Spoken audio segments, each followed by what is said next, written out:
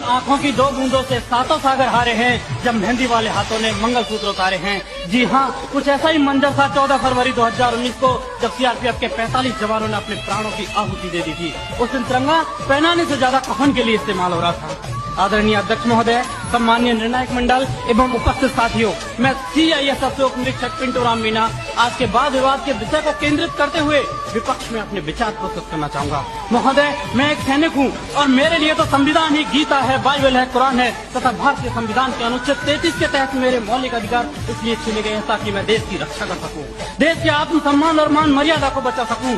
उतना ही नहीं, माननीय सर्वोच्च न्यायालय द्वारा 1964 में रामस्वरूप बनाम भारत संघ मामले में स्पष्ट किया है कि एक सैनिक के लिए राष्ट्रीय सुरक्षा ही सर्वोपरि है।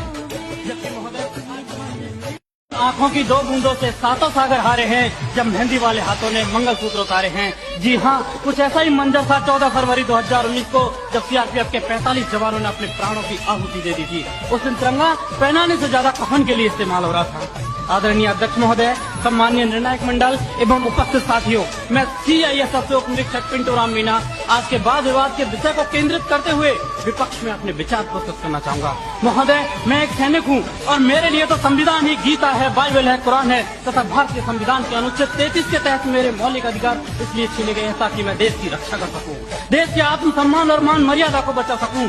उतना ही नहीं, माननीय सर्वोच्च न्यायालय द्वारा 1964 में रामस्वरूप बनाम भारत संघ मामले में स्पष्ट किया है कि एक सैनिक के लिए राष्ट्रीय सुरक्षा ही सर्वोपरि है। जबकि महोदय